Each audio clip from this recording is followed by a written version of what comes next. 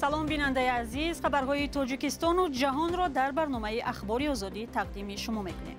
ман Зарангези Наврӯзшо ва имрӯз 3 феврал дар барнома ин гузоришҳоро дорем. кумита тасдиқ кард, ки фурӯши китобҳои диниро манъ кардааст, аммо гуфт хоҳишмандон метавонанд ин адабиётро дар шакли электронӣ пайдо кунанд. дастрасии мардум ба шабакаи интернет, аксарият имрӯз аз интернет истифода мебаранд. мақомдори тоҷик мегӯяд афзоиши истеҳсоли гӯшт боиси гарон шудани нархи тухми мурғ дар тоҷикистон шудааст. киштори малбури бисёр шуд, ба ҳамин хотир нарх қимат шуд. ва дар кӯлоб бонки хатар мардумро аз офатҳои табиӣ огоҳ хоҳад кард. ҳадаф наҷоти ҷони одамо будааст. вале барномаро бо гузорише аз вилояти Суғд оғоз мекунем. дар мулоқоти ҳайатҳои Тоҷикистон ва Қирғизистон, ки 2 феврал баргузор шуд, ҷонибҳо ба хулосае омаданд, ки дар корҳои сарҳад ба ғайр аз марзбонон мақомоти дигар дахолат накунанд ва дар назди сарҳад машқҳои низомӣ гузаронида нашавад. ба гуфтаи тарафҳо 70% хатти сарҳад байни Тоҷикистону Қирғизистон маълум шудааст. Фарзон Муҳаммадӣ тафсилот дорад.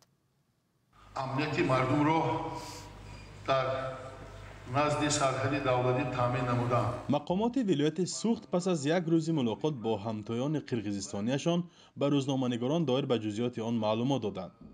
дар вохӯрии рӯзи 2 феврал ҳайати намояндагони вилояти Суғдро раиси вилояти Суғд Раҷабой Аҳмадзода ва вилояти Бодканди ҷумҳурии Қирғизистонро намояндаи ваколатдори президенти ҷумҳурии Қирғизистон Абдукарим Алимбоев роҳбарӣ намуданд. раҷабой аҳмадзода раиси вилояти Суғд рӯзи 3 феврал дар нишасти хабарӣ ба рӯзноманигорон гуфт, ки мулоқот дар доираи дӯстиву ҳамдигарфаҳмӣ гузашт ва чандин тавофуқҳоро ба имзо расониданд. ғайр аз сарҳадбон дигар ягон сохтор ба сарҳад дахолат накунад ва оянда дар назди сарҳад машқҳои ҳарбӣ гузаронда нашавад ва ҳар гуна таҷҳизотҳои бесарнишине ки имрӯз парвоз бикунад пурра манъ карда шавад, ки имрӯз мардумро халалдор накунад. ба ин мо мувофиқа омадем. ин тавофуқи ҷонибҳо дар ҳолест, ки сокинони минтақаҳои назди сарҳадӣ борҳо аз машқи низомии ҷониби ҳамсоя ва баланд шудани садои тиру тӯб изҳори нигаронӣ мекунанд. гуфтушуниди ҷонибҳо рӯзи гузашта дар ҷамоати хистиварзи ноҳияи Бобуҷон Ғафурови Тоҷикистон доир гардид. дар рафти мулоқот ва гуфтушунид фармондеҳони қушунҳои сарҳадии ҷонибҳо генерал полковник Раҷабалӣ Раҳмоналӣ ва генерал майор Уларбек Шаршиев, намояндагони мақомоти ҳифзи ҳуқуқ ва мақомоти амнияти ду вилоят, раисони шаҳру навоҳии назди сарҳадӣ, намояндагони ҷамоатчигии нуқтаҳои аҳолинишин ҷамъ наздик 40 нафар иштирок карданд. ҷузъиёти бештар аз натиҷаҳои гуфтушуниди мақомоти Тоҷикистон ва Қирғизистон дар сомонаи радиои Озодӣ ва саҳифаҳои мо дар шабакаҳои иҷтимоӣ нашр мешавад. мақомоти Тоҷикистон баъди 5 моҳ бастани дуконҳои китобҳои диниро шарҳ доданд. масъулини кумитаи дин рӯзи 3 феврал гуфтанд, дари дуконҳое ки дар онҳо китобҳои ғайриқонунӣ дарёфт шудааст, барои як муддат баста шуданд. зимни суҳбат бо хабарнигорон, мансабдорон тасдиқ карданд, ки мардум ба интернет дастрасӣ доранд ва китобҳои мазҳабиро аз он ҷо дарёфт мекунанд. мулло Раҷаб Юсуфӣ ва Шаҳлои Абдулло мавзӯъро идома медиҳанд. дуконҳои китобфурӯшӣ назди масҷиди марказии Душанбе, яке аз маконҳои асосии дастрас кардани адабиёти динӣ дар пойтахт. моҳи августи соли гузашта мақомот дари ин дуконҳоро бастанд, касе сабабашро расман шарҳ надод. баста шудани дари дуконҳои фурӯши адабиёти динӣ яке аз мавзӯъҳои нишасти хабарии кумитаи дин буд. мақомот масъаларо чунин шарҳ доданд. вобаста ба масъалаи истеҳсол, содир, ворид ва паҳн намудани адабиёти динӣ аз ҷониби кумитаи дин, танзими анъана ва ҷашну маросим чун ҳар сола рейдҳои муштарак дар тамоми шаҳру ноҳияҳои ҷумҳурӣ гузаронида шуданд. дар рафти рейд теъдоди зиёди қонуншиканиҳо, яъне чопи ғайриқонунӣ, воридоти адабиёти динӣ аз хориҷи кишвар ба ҷумҳурӣ. мақомот мушаххасан нагуфтанд, ки аз нуқтаҳои китобфурӯшӣ кадом адабиёти мамнӯъро пайдо карданд, ҳолон ки бисёр китобҳое ки дар назди масҷиди марказӣ фурӯхта мешуданд бо иҷозаи худи кумитаи дин чоп мешуданд. дар рафти рейдҳо تعدادی معینی کتاب‌ها مصادره کرده شدند. عین حال برای فروش ادبیات دینی از جانب کمیته دین یگان محدودیت جاری کرده نشده است. با در نظر داشتی دسترسی مردم به شبکه اینترنت، اکثریت امروز از اینترنت استفاده میبرند، یعنی ادبیات دینی عموما برای قانع کردن احتیاجات دینی خود و استفاده ادبیات دینی در شکل کتاب کم به نظر می رسد. دکان‌های کتاب فروشی حالا گشادند، اما در بیشتر نقطه‌ها کتاب‌های دینی کم بود و به جای آن اشیاء دینی فروخته می‌شد. فروشندگان حاضر نشدند در نزد دوربین صحبت کنند. برخیشان در صحبت بدون میکروفون گفتند مقامات کتاب‌ها را برای تشخیص بردند، اما آنها را تا حال بازپس ندادند. باری اول نیست که برای فروش ادبیات دینی در کشور مشکلی پیش می آید. سال گذشته مقامات اجازه ندادند که یک صاحبکار از افغانستان به کشور 13 تانه کتاب قرآن وارد کند. مقامات گفتند او قبلا باید اجازه می گرفت. سازمان‌های حامی حقوق بارها حکومت تاجیکستان را برای محدود کردن آزادی‌های دینی مردم و مانع شدن به اجرای رسم و آیین مذهبی تنقید کردند. مقامات این انتقاد را قبول ندارند. مولا رجب یوسفی شهلای عبدالله، آزادی دوشنبه. 3 ماه باز در تاجیکستان شکایت‌ها از بالوروی نرخ تخم شنیده می شود. تخم در تاجیکستان در قیاس با سال گذشته 30% یا 1 برابر بالا رفته است. مسئولان کمیته بخطری آذوقه‌واری سبب آن را به کشتن مرغ‌های زیاد پیوند دادند. علیشیر ظریفی و براد یوسفی این موضوع را تحلیل کردند و حالا گزارش آنها را می‌بینیم. افزایش تولیدات گوشت مرغ در سال گذشته باعث گران شدن نرخ تخم آن در تاجیکستان گشته است. مسئولان کمیته امنیت غذایی گفتند شماره زیادی مرغ‌هایی که از 2 سال بیشتر تخم کردند برای گوشت کشته شدند و این عامل به نرخ تخم تاثیر گذاشت. ماه سپتامبر و اکتبر بنابر سببی که کشتاری مجبوری بگیم بسیار زیاد شد، همین سبب نرخ تخم و کارخانه‌ای که با سمت تخمی نگرانده شده بودند و سمت مرغ‌های تخمی. همین قطعی کشتاری مجبوری بسیار شد و همین خاطر نرخ کم شد. در پی افزایش بی‌سابقه نرخ تخم مرغ، تاجران دلیل می‌آوردند که کارخانه‌های مرغ‌پروری تلفات زیادی مرغ‌ها را سبب گرانشوی تخم می‌نامند.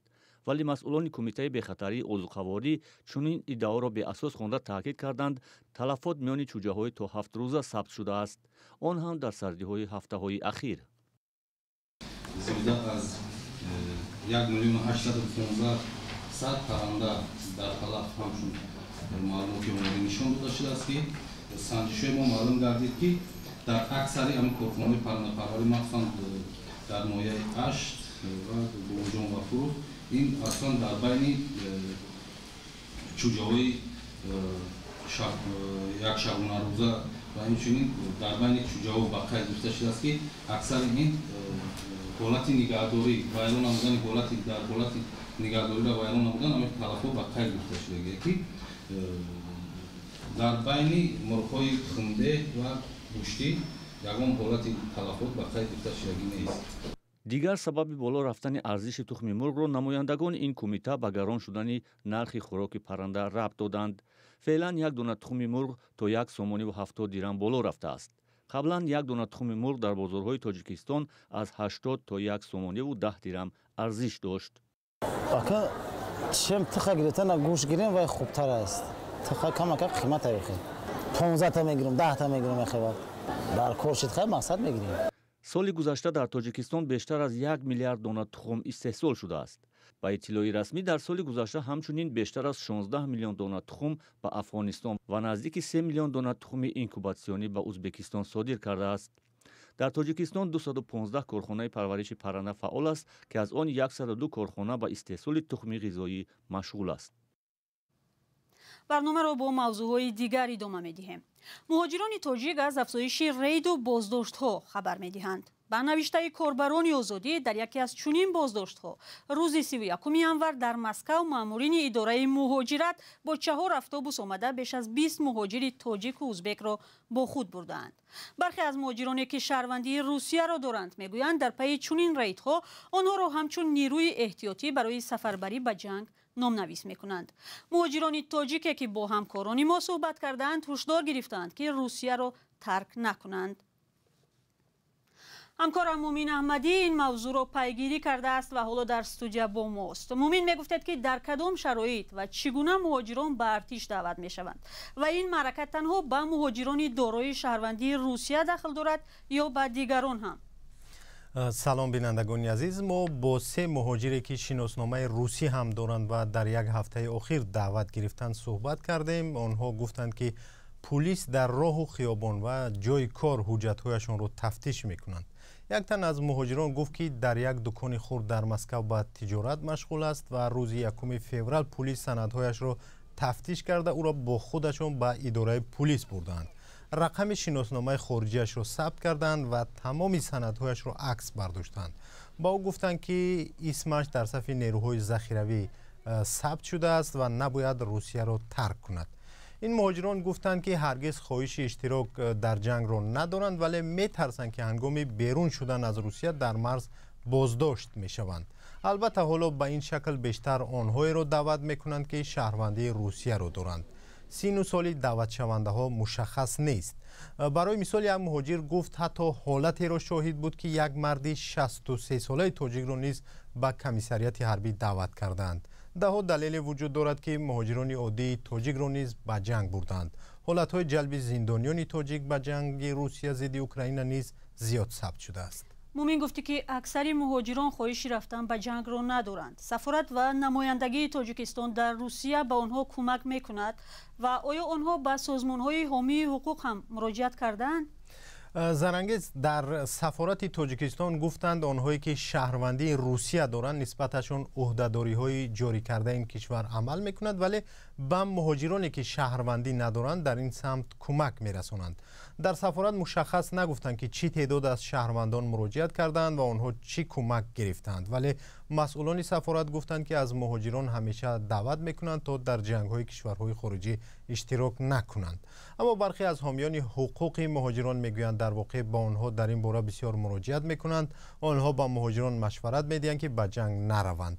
حامیان حقوق با مهاجران گفتند که در این شرایط باید از این کشور امکانشان باشد بیرون روند، اما مهاجران بر اینند که زندگی خانواده‌هایشان در تاجیکستان از کار آنها وابسته است و امکان ترک روسیه را ندارند. تشکر. و حالا برمیگردیم به تاجیکستان.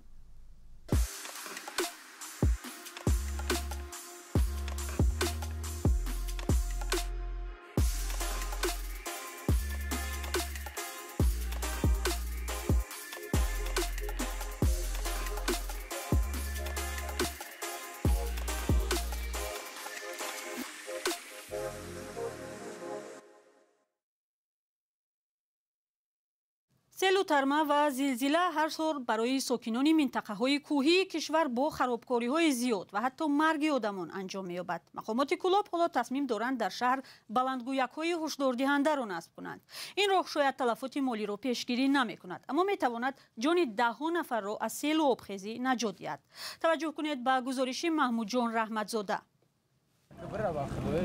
ساکنان کلاب چند سال است که از سیل آسیب می‌بینند. این آفت طبیعی جانها را هم میگیرد. با نظرداشت این مقامات تصمیم گرفته‌اند امسال در شهر بلندگویک‌های بانگ خطر نصب کنند. این تجهیزات مهم تاکنون در کلاب وجود نداشت. در صورت نصب مقامات میتواند مردم را از خطر سیل آگاه کنند.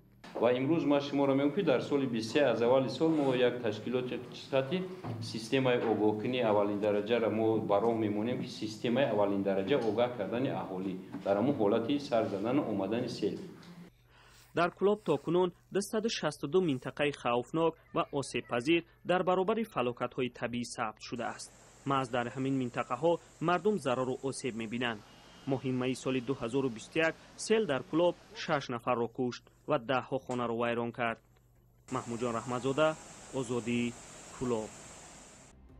رسیدیم به پایان برنامه. خداحافظ.